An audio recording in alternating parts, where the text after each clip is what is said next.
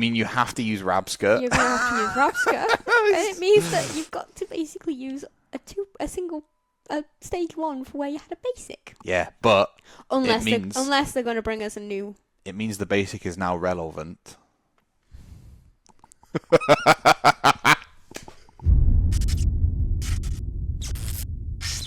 The babies are cute, aren't they? Look at their little faces. Hello and welcome to the Attach Podcast. My name is Ben and I am joined by Beth. Hi, Ben. Hello, how are you? I'm doing really well. How are yourself? I'm good. I'm just tired. Because that's being an adult, apparently. That's life. Yeah. You join us from our front bedroom, or I say my front bedroom here today. A different filming location, as I promised. Again. We are... Little tour of Ben's house at this Yeah, rate. why not? You get to see white walls. Behind Beth is white, or Magnolia, sorry, and behind me is Magnolia. But I've also got Dragon Shield, sponsor us, Dragon Shield sleeves behind us, and some Gump.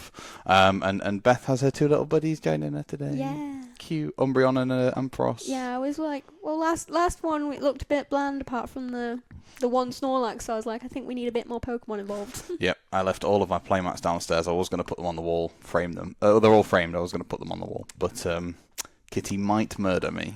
I think, yeah, you probably might want to wait until you've got the studio to do that. Yeah. I don't think murder is the best option. No, I think probably not. Anyway, what are we talking about today, Beth? Obviously, last week we had the new world structure for invites announced. Yep. So let's talk about the implications for us, the wider world, and more importantly, how it's going to massively impact juniors and seniors. Yeah. So this is a topic that I think a lot of the content creators out there are covering pretty well, right? Yeah, pretty well, pretty heavily, because it's a massive change. Yep. And we thought, why not throw our hat in the ring to be able to sort of, have that discussion with each other, and then ultimately, hopefully, you guys in the comments as well. But what I think we probably will end up focusing on. One thing that we will end up talking about a lot is probably the effect on juniors and seniors, because whilst it doesn't affect us personally, we know a lot of people that it does affect. Yeah. And we'll get onto that. It's more that while we're in a position where it's going to affect us because Ben definitely, me potentially, depending on my situation, are wanting a Worlds run this year. Yep. We are adults with our own money and only having to focus on one person. Yeah. And we can split accommodation quite easily. Yep. Whereas a senior or a junior has at least one other person who has to travel with them. Yeah. Which doubles the cost for the travel. Yeah. Not double, but yeah, doubles it in terms of like... It gets kind of crazy. Yeah, if you've got to fly somewhere, it's double the cost. If you've got to take a train, it's double the cost. Whereas we don't have that implication because neither of us are parents. Neither of us have someone who's wanting to compete on the circuit with us. Yeah. Or wanting to compete on the circuit and we're just being a poker parent. Yeah, of course. Yeah. Well, we'll get into the full nitty-gritty details, our opinions, and what we think should have changed or should change or whatever. I do also want to start to preface this episode with the fact that I know if you watched last episode or listened to last episode, the back 10 minutes essentially became redundant because I told Pokemon to do their homework and they handed it in early. They handed it in with 5 days to spare. Yeah. Well, so they said they were going to announce it on the 28th. Of June, sorry. Yeah. And the rumours started popping up earlier than that. Obviously, we made our podcast, and we planned to release it on the 28th of July. Yeah. That was the plan. June. Always the plan. And then I told Pokemon to get their homework in. Somebody listened to me somewhere. They've clearly bugged my house. Of every house to bug, this is the house they've bugged. And poor people. But what it means is that our last 10 minutes of the other podcast are redundant. But I guess the points are still valid. It's just, we were speculating about stuff and hoping for certain bits, and ultimately I'm disappointed. So I guess first reaction, right? Like, what is your reaction to... I say it's not first. It's like week in now. But what is your reaction to the changes? Go. I think it disenfranchises a lot of people wanting to play competitively. This season was a season where it seemed like a lot of new people were going to come to the game from other TCGs, or they were jumping in as this being their first competitive TCG, having played others casually or played Pokemon casually for a long time. Yep. And now it seems like a lot of players have, not just that are new to wanting to compete, but have been competing for a few years now, are moving away from wanting to compete competitively because they either haven't got the time or haven't got the money to be able to put in what is going to be required to hit these numbers. Yeah. So my first reaction was, I think I said at the back end of last week, if they were to change it to like a top X players, I probably wouldn't compete because I don't think I would be good enough to go for it. I think it would massively de-incentivize me from being able to hit that goal. And it came out, and it's for those of you that aren't aware, it's top 125 of Masters. We're talking about Europe as a general here. Top 125 of Masters in Europe at the end of the season get their invite to Worlds. Yes, they do. At first, I was upset and angry. I'm not gonna lie, I was angry because I think from how it felt from our conversations, it felt like I had to convince you that if you put the time in, you can be good enough. Whereas you were trying to be like, I can't do it. Yeah, I genuinely thought this season was just going to be about judging for me now. I genuinely thought, you know what, I'm going to can off trying to play, and I'm just going to judge. I'm going to try and get to all the events. I'll go to Worlds one way or another. Hopefully it's with a judge shirt on. But that was the initial gut reaction, and I think the reason for that is because most players and most people in the world don't like change, right? No, most people don't. Particularly when it's just thrown on you. This is such a massive change to the way that people have goals and orient their goals and stuff, that instead of it being drip fed or whatever and being like, okay, this year we'll change this year we'll change this, it's just a bang. I think it would have been, personally, if I was one of the people making this decision, I would have said, next year you will have it this way, which is the format what we've put in place this year. Yep. And gave a year's notice to the change, just to warn people, get them prepared, because then some people might not push as hard for certain events once they've got their points. Yep. I'd understand increasing the point limit because, this year's Worlds qualifications is the biggest ever. Yep. And I think when I was looking at the numbers from Europe, there's nearly 300 Masters that have qualified to be able to go. Yeah. Which is a crazy number of players. It's a lot of players. I think when someone looked at the total number of players qualified overall, and I'm including all age brackets, it was nearly 3,000 players. That's a lot. That's a lot.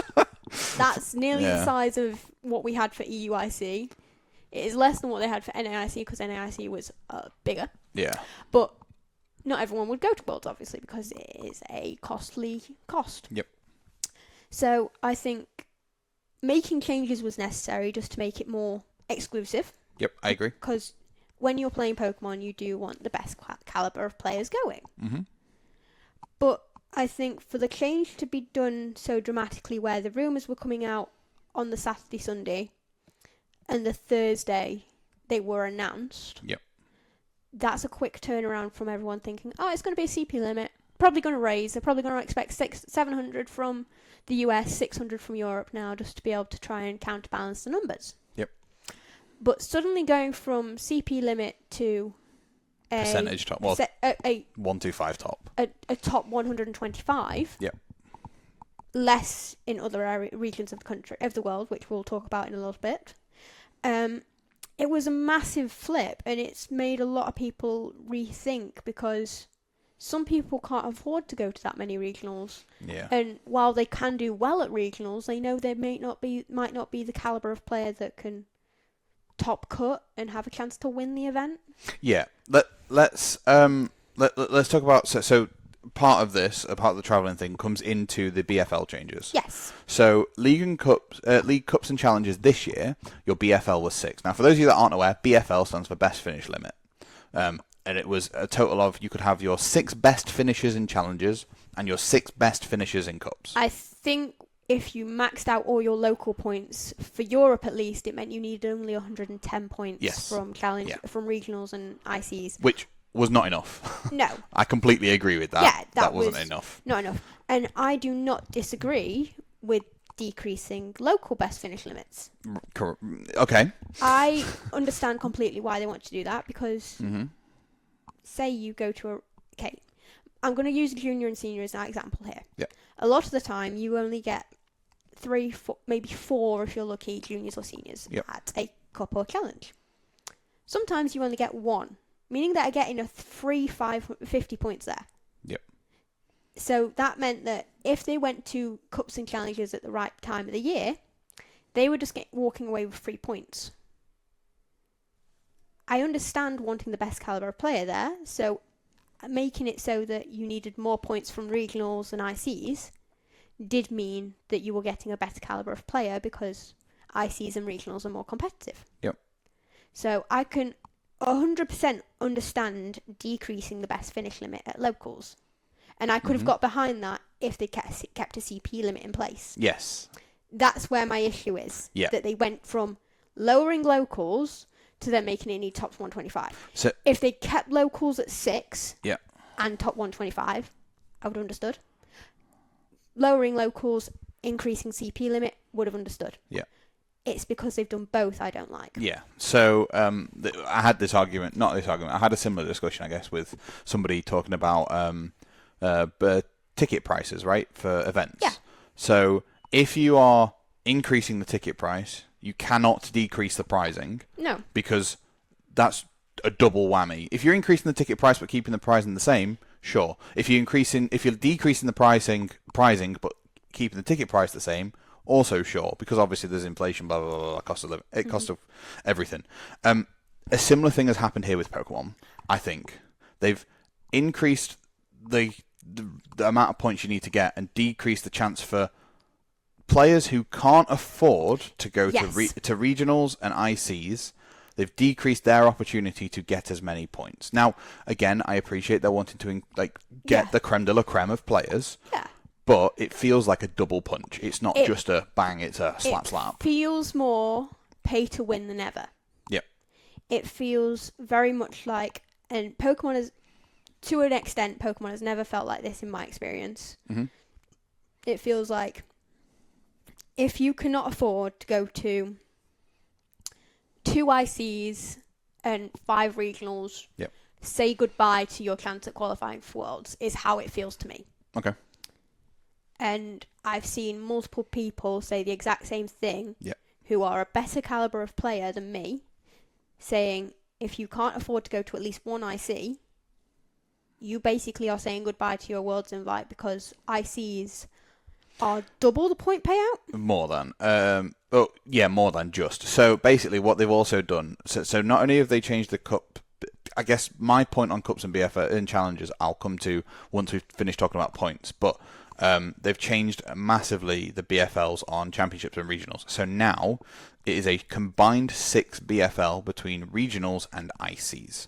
First place doesn't really count because you auto get an invite anyway. Yeah, you auto get an invite, and top 4 at an IC get an auto invite. But if you come 5th to 8th in an IC, you get 600 CP.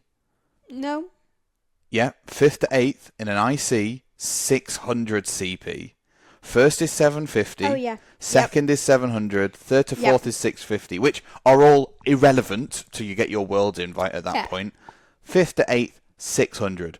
If you win, again, irrelevant because first place regional gets an invite anyway, but if you win a regional, you get 350. If you come second, you get 325. It's nearly double to come 8th place than second. But okay, I appreciate it's an international championship. The player base is more, right? I get that. I can understand 100% having a higher point payout. The issue I have is the combined best finish limit. For both. Yeah. And it is, so say you finish top... If I finish top 128 in all of my events. Yeah, say you... No, not just that. Say you finish top 128 in an IC. Yeah. From what I've heard, I don't know how true it is, it would replace your top 32 from a regional because it's a higher point payout. Yeah. Which is absolutely stupid. It's weird. Like, you finish better in it's a slightly smaller event, but... I think at this point crazy. We can't even say it's slightly smaller because there's only... If we take last year's numbers... Oh, regionals are getting massive. Regionals for Masters, some of them were hitting 2,000 players last year. Yeah. EUIC was 3,000 players total. Yeah. Not just Masters, altogether, which means potentially there was only 500 players more. Yeah. And the point difference between the two of them is just wild. It's honestly wacky. Unless this year, which looking at where they're hosting the regionals currently in Europe that they've released, is the same place as last year. I was going to say, unless this year they're going to make regionals smaller.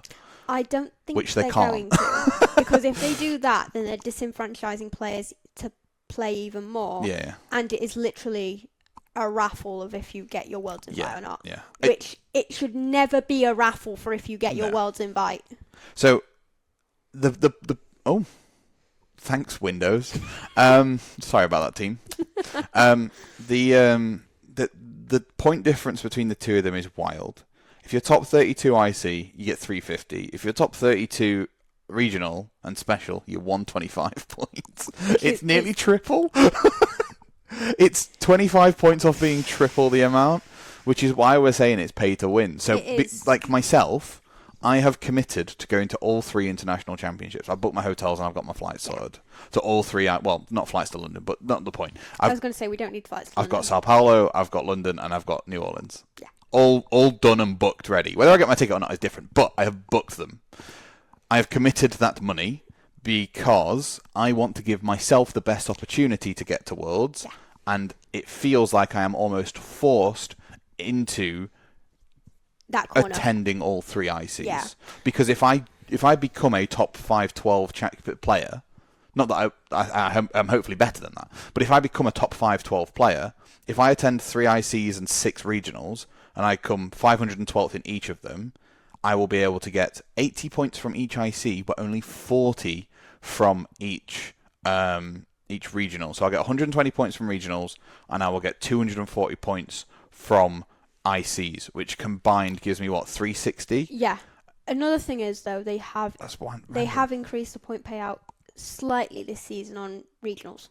Yeah, but not in comparison to internationals. Not in comparison to internationals. Internationals is stupid. But I do want to preface that they have increased on both sides. It's not just that they've increased on one and not increased on the other. Yeah. They've increased on both, but the differences now make it stupid with the best finish limit. I think what I would have preferred is a BFL on regionals and a BFL of 1 on ICs. Yeah, I would have preferred separate BFLs. Like 5 and 1. You're still 6, but 5 and 1. Yeah, but separate. So it can't be that you can have 3 IC best finishers and 3 regional best finishers. It has to be 1 and 5. Yeah, that's what I would do personally. Personally, and I think based on what I've seen, is the opinion of a lot of the community as well. Yeah. That they would have preferred a best finish limit of 1, because then those players who can only afford to go to 1, because there is a large amount of the player base that can't always afford to be able to fly to do what I'm doing, right? To Sao Paulo. Yeah. Or there's a lot of people in America who don't have passports for their kids, so they can't leave the country to go to EUIC or Sao Paulo. Yeah. Like, they just need to go to the events that are in their country. And sometimes it's not even a fact that they can't do it because they haven't got a passport. It's they can't afford it. Yeah. It's stupid money to be able to fly there sometimes. It's wild. It genuinely is wild. And I don't agree. I am doing it, so I guess I'm a little bit of a hypocrite.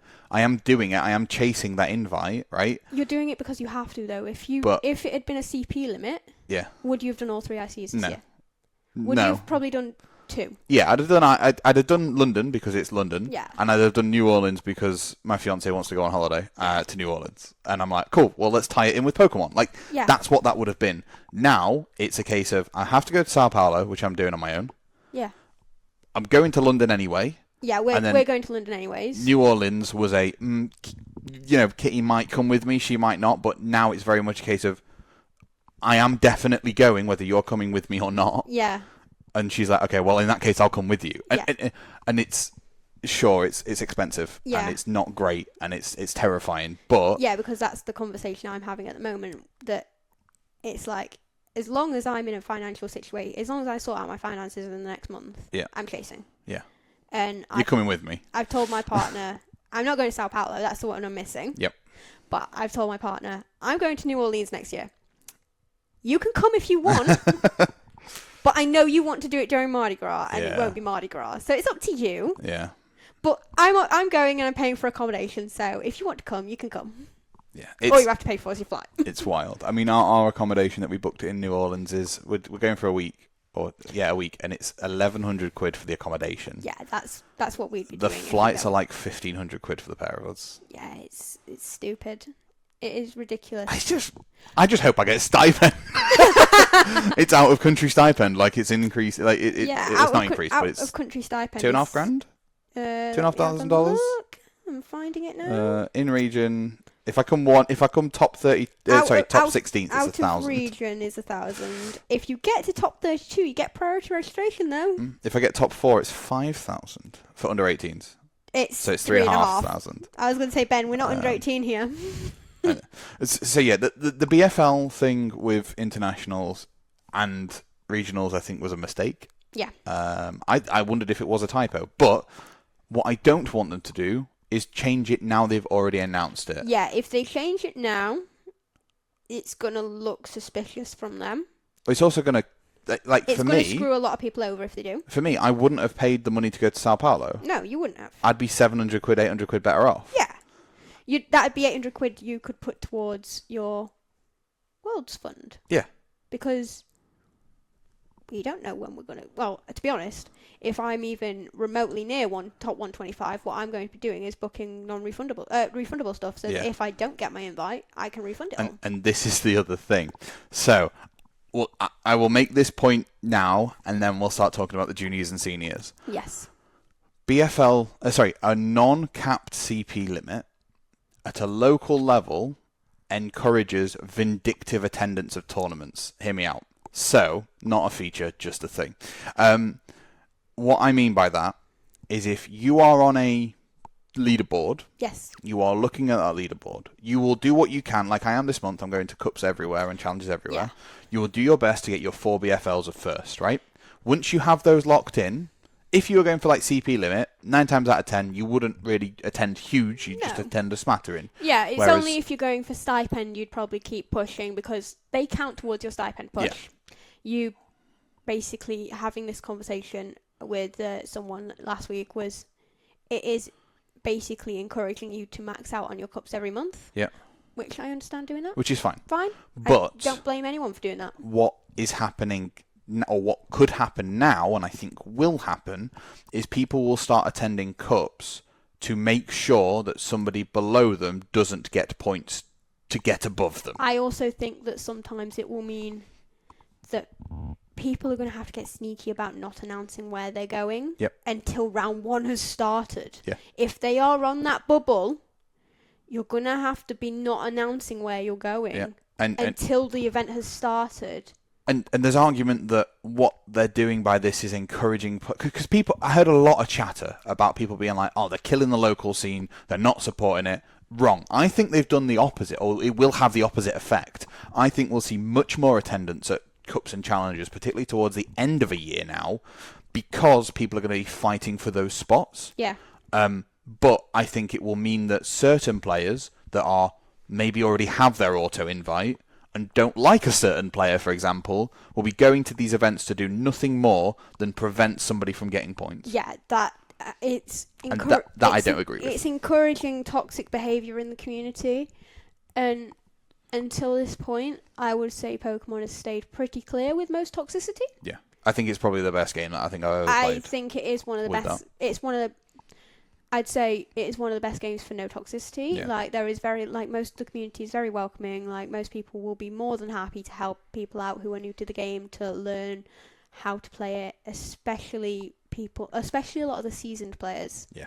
A lot of them want to share the love for the game that they've got. And their knowledge and stuff. But now it's encouraging you to keep your closed group that you're testing with even more closed than ever.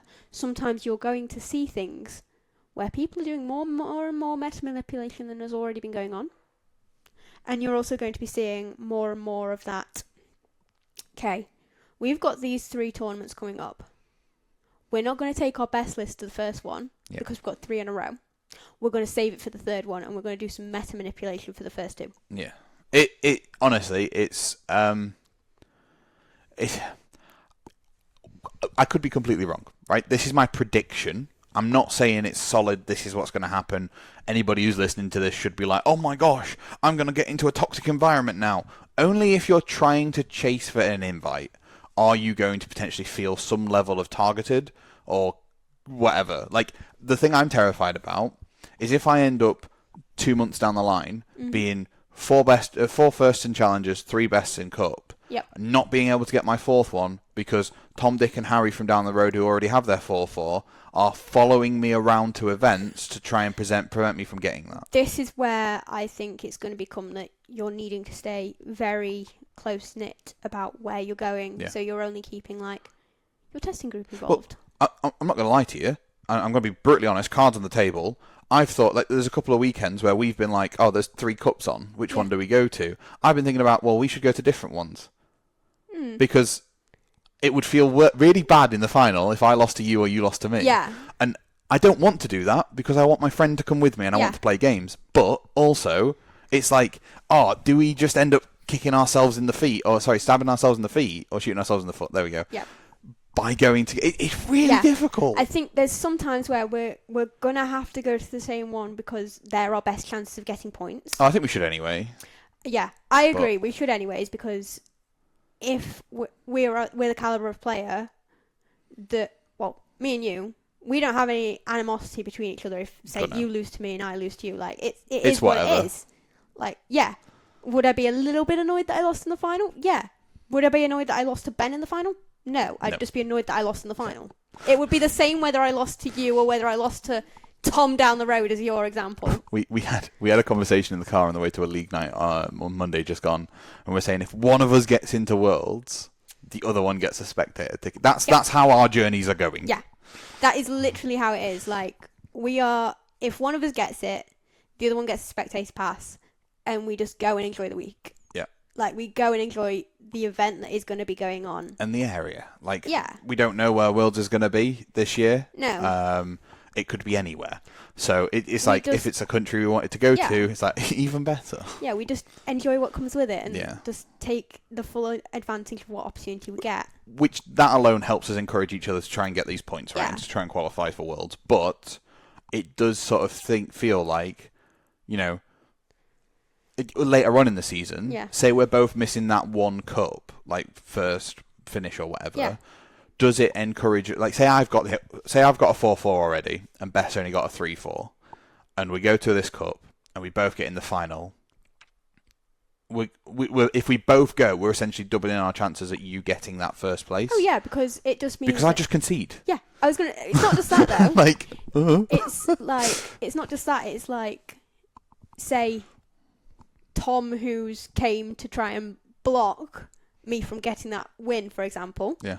Say he matches up with you in the last round, is like, ID, so we both top cut, and you'd just be like, no. I'll take the risk. I don't need it, but if I can knock him out to stop, and I maybe that's good. Maybe that's what they're after. Yeah. That this is a level of camaraderie that encourages like a team. I think you're going to see testing groups getting closer. And you're going to see the competition rising, which I can 100% agree with, needing a higher level of competition and friendly competition. Like, I am not against friendly competition. Like, I come from a sporting background. I love competition. I fully enjoy getting into a game and just immersing myself in it. But, like, not having a friendly competition is a bad thing for a game. And when it gets to the toxic level, that's when it becomes negative. And that's what I don't want to happen in Pokemon. Again, there's no guarantee it will become toxic. It's just we're spitballing. I think there's a lot of good from these changes. I also think there's a lot of bad from these changes, or potential bad. Yes. And potential good. I don't think anything's actually locked in. No. But it's something that we'll see going forward. The only time I will say there is going to be the bad is for what we're going to touch on next with the juniors and seniors. Yeah, let's segue straight into that. So, juniors and seniors for the 2024-25 season are also having limitations on who can qualify. They are having a top X like Masters are. Yep. However, their top X is lower. There's less of them. There's less of them, yes. That makes sense. Makes sense. However, so if you're in the US, Canada, or Europe, obviously 2 separate regions. Juniors top 75. Yep. Seniors top 100. Yep. Can understand why there's less of them. Needs less qualification. Yep. Latin America, 50 for both. Yep. Can understand. Now, these 2 regions are where I have the issue. Yeah, I've got a problem with both of these already. Oceania. I have problems with the Masters number for Oceania as well. Yes. 10-10. So 10 juniors, 10 seniors. Mm-hmm. And the next one is where my biggest issue is. Middle East and South Africa. 5 for both. Jazz hands. Yet the top 5 for both those age brackets this year were all South African. Yeah. Because South Africa get 2 special events.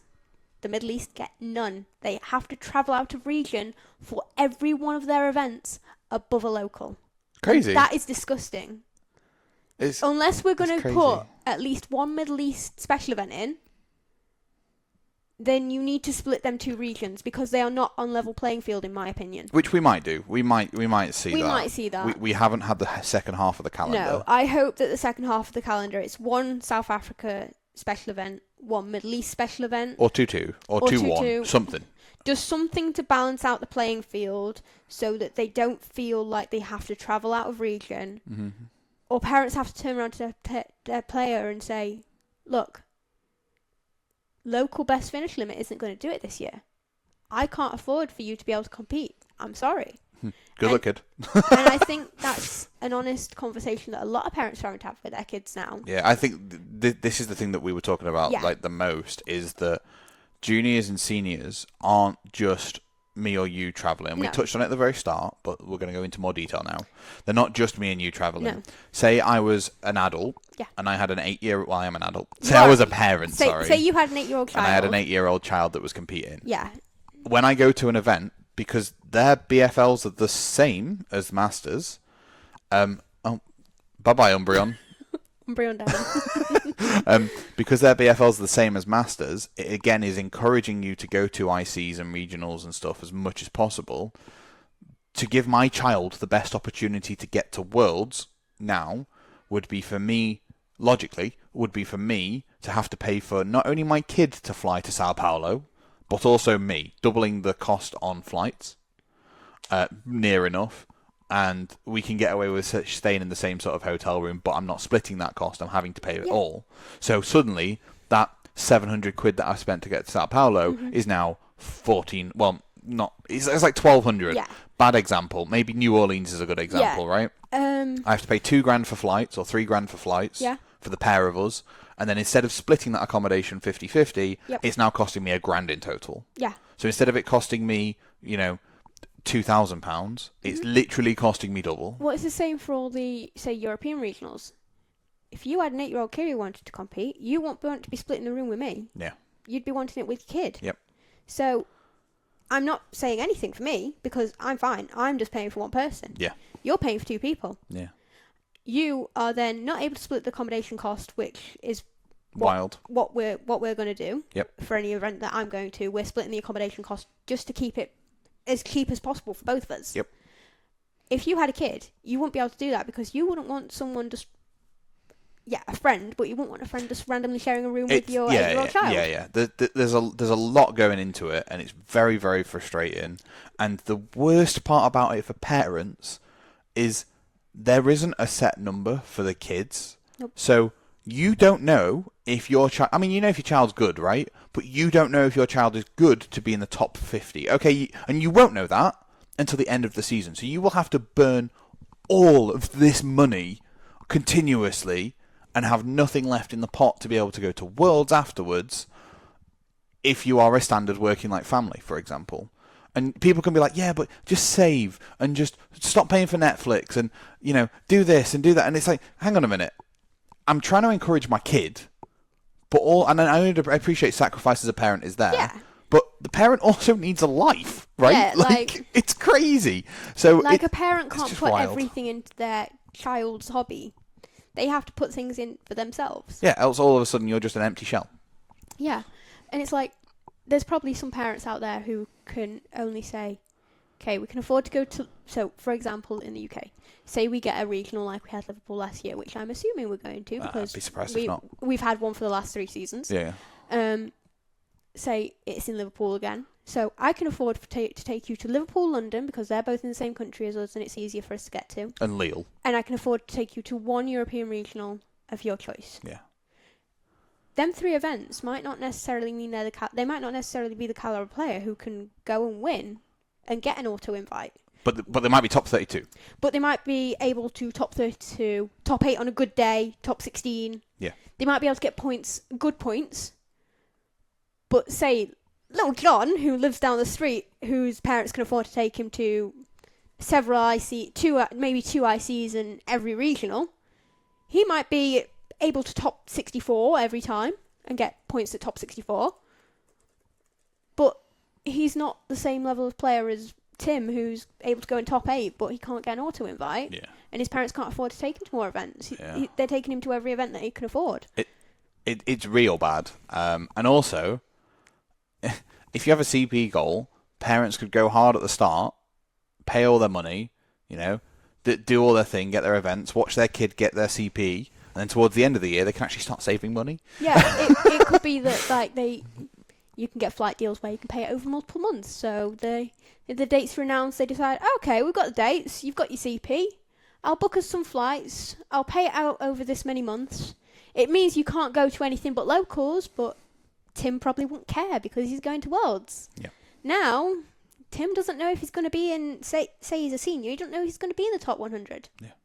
He's having to potentially not play as much as he was and see his friends who he wants to go to Worlds with not be able to go with them because their parents can afford to take them to more regionals than his parents can.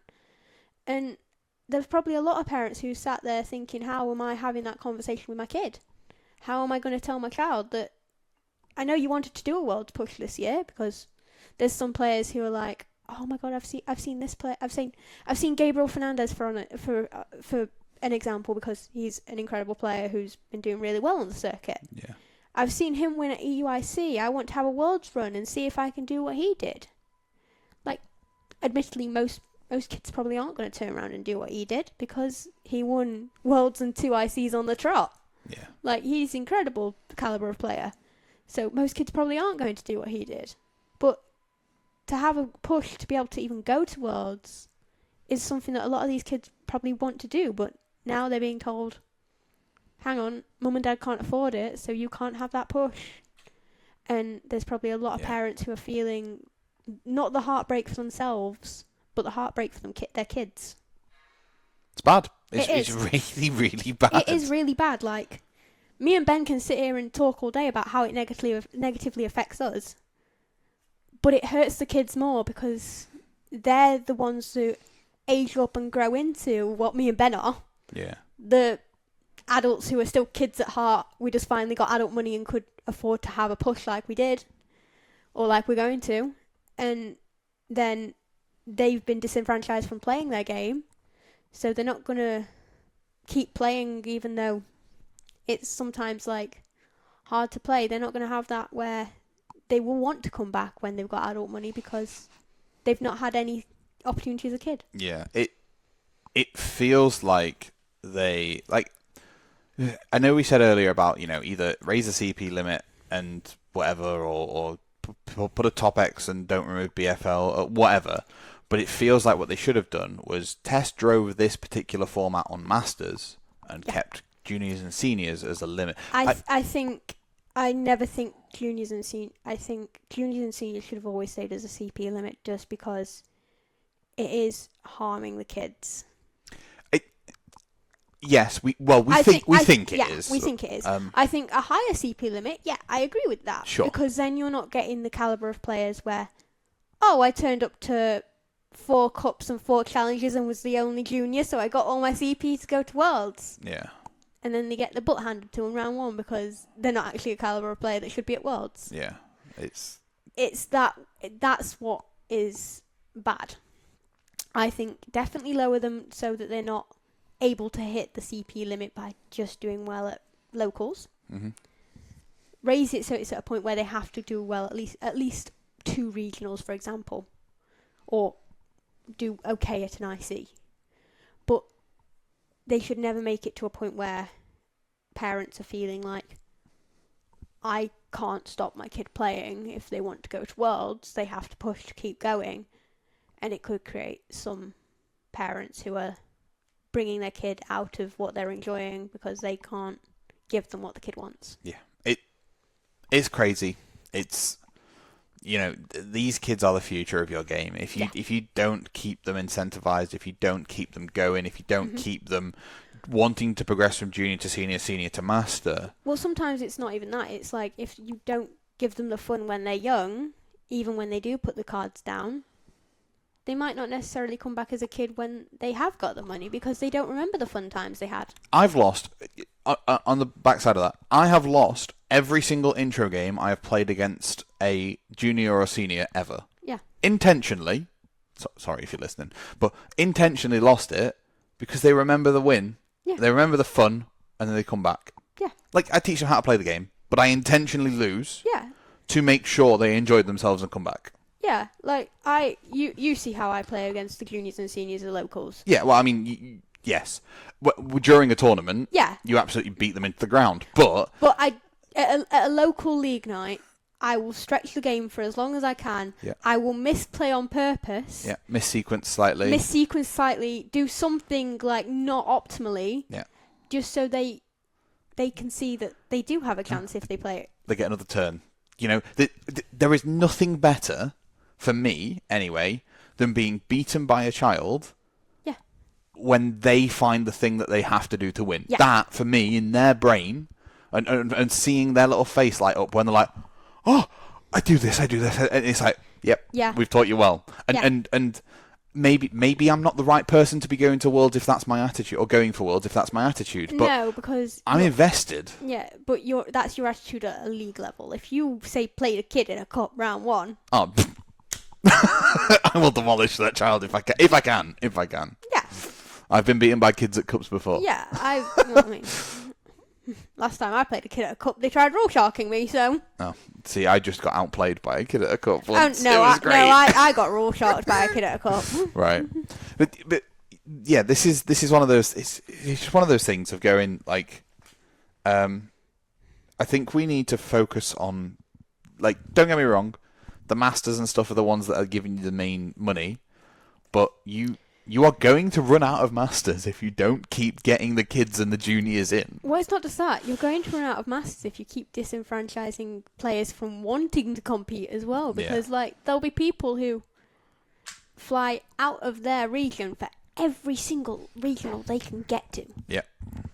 There is people who will only attend the ones that are in their country because they're easy to get to. They're not the players that are going for Worlds. They're the players that are playing casually and for fun. The ones who are going for Worlds are the ones who are feeling, right, I can hit this regional, this regional, this regional, this regional, and that's what I can afford. Yep. If people are starting to feel like, okay, hitting this regional, this regional, this regional, this regional isn't working for me, I'm not going to get Worlds with that, I'll scale it back and only go to what's in my country. For us, that would be EUIC and Liverpool. If it happens. And that is where people would stay. Because they don't feel like they can make that push and that jump to the next level because the gap becomes too big. Yeah. Having a big gap I don't disagree with, but have it a doable gap. Yeah, it's interesting. There's a lot of conversation on this topic, obviously, and there will be for the next 12 months until we see who the top 1, 2, 5 are, how they compare to this year, and and what sort of soft CP limit you have to hit to get to 125. Like, there's been rumour going around that it's 950 to 1,000 to be able to guarantee 125.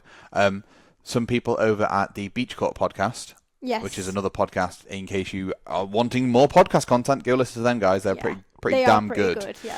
They've released not just a talking episode video, but also a PDF of a breakdown of exactly where people were this year, how their CP translates to next year, blah, blah. They've done a load of research. Yeah, they had 2 of the masters over in the US provide them with their best finish limits and what they finished the season on so that they could work out and correspond to what the new points would be. And they've done really well, honestly. It's great. It's been a lot of work for them, and shout out to them because they did incredible, and they even put together like a Twitter thread with it all on. Yeah, but there's a whole PDF on there as well to explain everything, and it'll tell you, what I really like in there is they have like a Paths to Worlds section. Yes. With that's what their Twitter thread's on.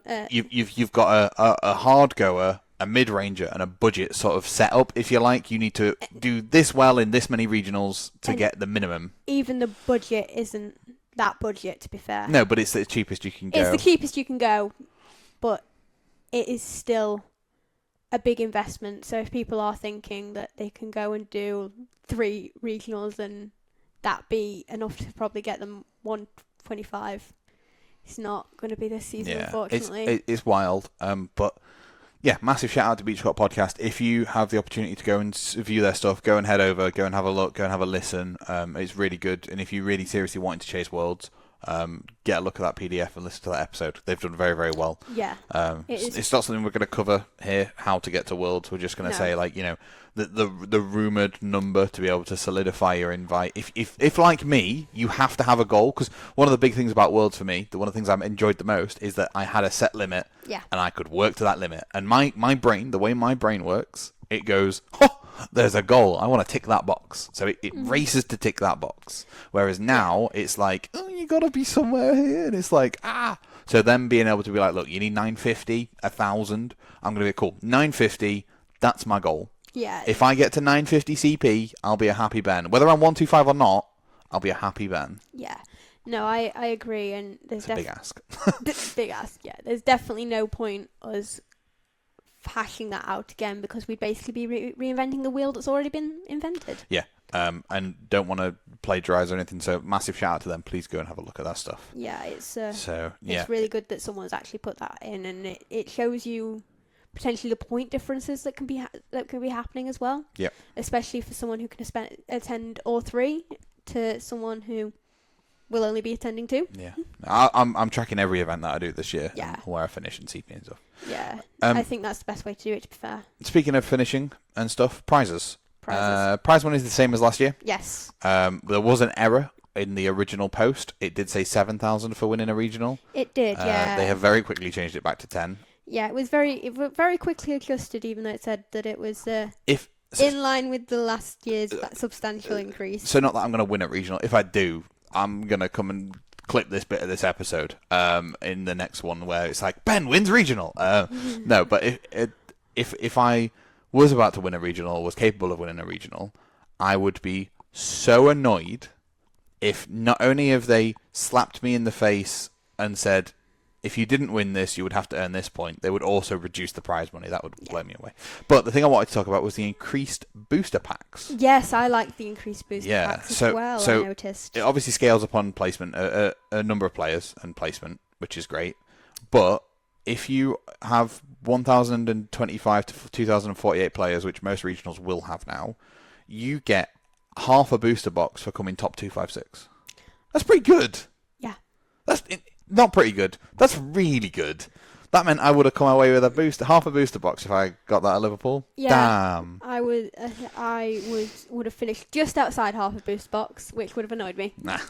But you know, it's I like that. The increased prize support is good. I like it too. I especially like how.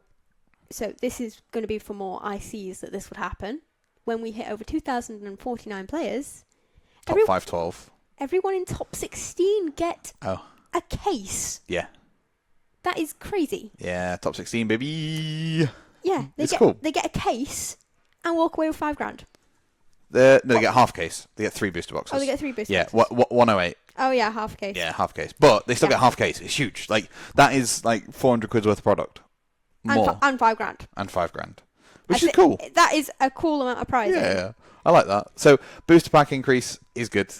Yep. Yeah. One thing I actually wanted to question, because we had a long discussion about this at the back end of one of the episodes that I actually cut out.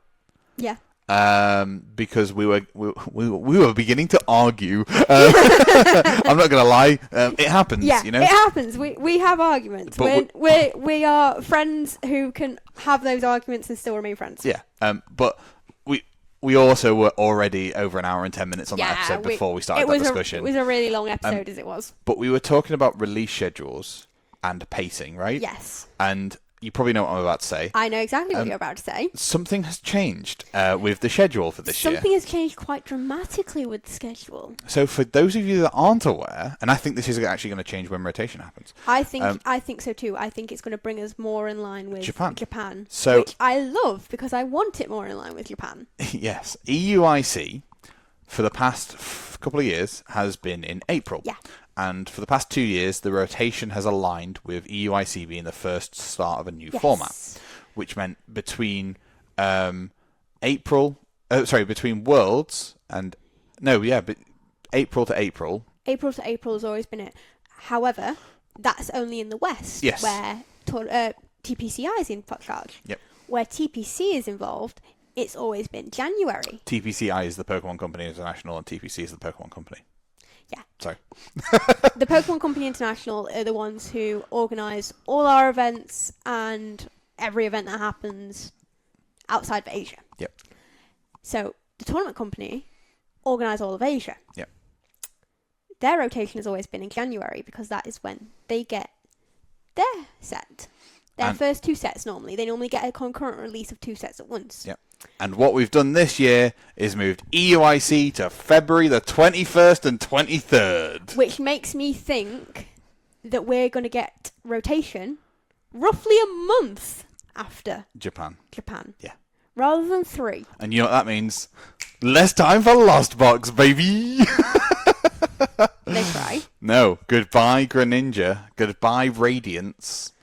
Oh... It's going to free up so many spaces in deck lists. Goodbye, Lugia. Yeah, woo! Death to the bird. So that's our prediction anyway, right? It's going to be I would safely bet that EUIC is going to be a rotation, unless they surprise us at Worlds this year, which I don't think they're going to do because you've got to think random. The rage markings are now coming out with the first set of every year. It would make sense for the first set of every year to be when rotation happens. You know, it would also not make sense because they've just printed Kieran, and Kieran still has the letter like Pokemon V written on it. So if that was only going to be usable for 3 months, they would have just put rule box. I don't know because it depends what other rule boxes they've got in the pipeline that we don't know about. Yeah, but they wouldn't have put Vs. They'd done what they've done maximum bound and just left it at EXs. Potentially. So, but then you've also got to think right up until the end of GX. What would have been the end of GX? They were printing GX. Yeah, which is a whole thing other than beside that. Yeah. What I do like for it being moved to February though is pacing. So now we have 4 months between ICs. Yes, I love that where it felt okay. Personally, and I did say this in the cutout bit, it felt like too long of a gap between the two metas because obviously we always have the half set in January. Yep. But that never has a massive impact on the meta. It adds like 4 cards. Yeah. Now moving it from being like a 6-month meta to a 4-month meta. Yeah, it makes the meta feel less stale. Yeah, it's huge. What we talked about in that cutout bit was product release, right? Yeah. What this does is it gets round having to release extra product when they don't need it. Yes. So I still think my point that I made during that stands is Pokemon release product relevant to when the market needs product so that they get the most money. That's fair. Yeah, I never disagreed with that. It's not good for the game. No. But it's how they do it. If they did move rotation, again, this is all skeptical, but if they did move rotation to February, it fills that gap, it plugs that hole for that extra 2 months that we had and helps you, because you aren't releasing any product, but you are massively changing the meta, which is the best of both worlds. It depends what they do. They might release the first set early. I hope not, but they could do. I only hope not from a financial point of view. Yeah. Like from a personal financial point of view. Christmas just hits. I want to be paying for a half set. I don't want to be paying for a full set. It depends if they might move when they release a half set as well. They could change absolutely everything this year. Because they've moved EUIC, and if we're looking at Japan, we normally go 6 weeks between the release of their half set to our half set. Yep. Well, their special set to our half set, because a lot of their special set makes up our half set with everything else that's not been released in that year that needs to be coming out. Yep. And then it also means that if they did do that, we probably won't have the 3-month gap between their first set of the year and our first set of the year. Yeah. It's interesting. It is very interesting. I think it's beneficial. We'll obviously have to wait to see what that looks like after February, and see if they do decide to do rotation early. The less time that Lugia is in meta, I'll be happy. Oh yeah, the less time that bird can use that rat. Yeah, I mean, the thing is, you lose Lugia, you lose Archeops, you lose all these V-Stars. You lose Arceus. You lose Tina. You lose all Lost Box, you lose Manaphy, you lose Greninja. Bye-bye Manaphy, bye-bye Lost Box. Greninja in most water decks just gets changed to a Wellspring Ogerpon. Pretty much, right? Like, yeah. You mean you have to use Rabska? You're going to have to use Rabska. And it means that you've got to basically use a single stage 1 for where you had a basic. Yeah, but unless they're going to bring us a new... It means the basic is now relevant.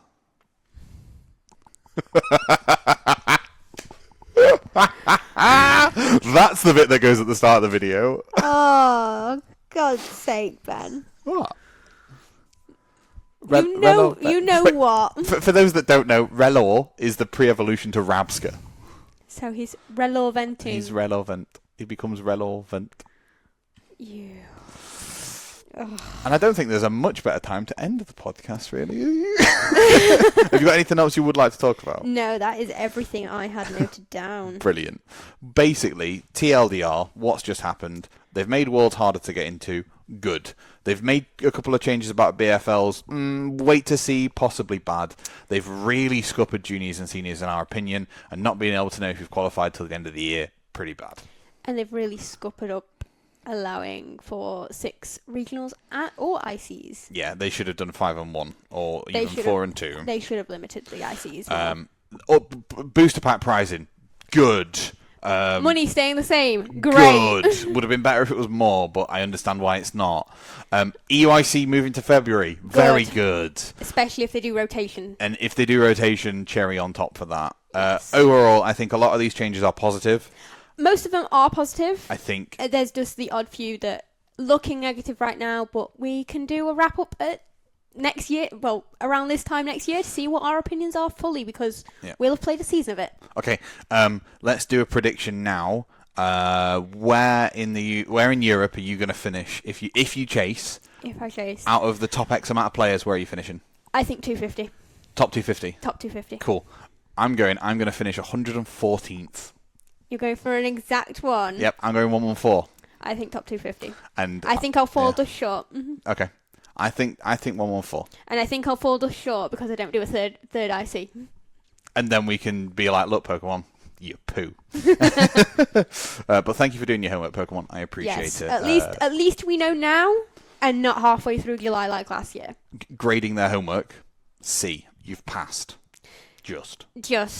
And you've only passed because you've gave it in early. Yeah, but you got extra credit now. We'll see how it affects everything. We will do a wrap up probably next year about how we feel about the season, just so and how it's gone. We get like a start point and end point to the season for how we feel about it, and we can probably reflect on this and say how stupid or how correct we were. Yeah. Massive thank you to everybody who listened to the podcast today or watched it. If you have any opinions, thoughts, comments, queries, or anything, please feel free to leave them in the comments. It's really cool to be able to interact with some people. I know we don't have the massive following yet, but we're up and coming. Hopefully we're going to move from mid to top tier, but the podcast will stay mid. Maybe we'll move from mid to day 2ers. Oh, yeah. Do you know what? Just before we leave, goals, right? Like, you definitely set yourself goals. You need to be. I think Andrew Mahone, Tricky Jim, said something about making sure that your goals are relevant to what you can do. Yeah. So my sort of stages are day 2. Well, it's max challenges and cups. Then it's day 2. Or it's win cup, max challenges and cups. Day 2, top 8. Okay, so anyone who follows me on Twitter will know I've already put my goals out. Oh, here we go. Day 2 a regional, top cut a cup, because I don't play in enough cups where I have ever really tried to push myself to top cut. Win a cup, max out on local points, finishing the points at 3 regionals and 1 IC. see how close to top 128, it's 125 I can get. We'll see what happens. I'm going for 114th. Beth is going for 250. We've been Attach Pass. Thank you so very much for listening, everybody, and we will see you next time. See you next week, guys. Adios, amigos. Amigos. Amigos. Amigos. You gross?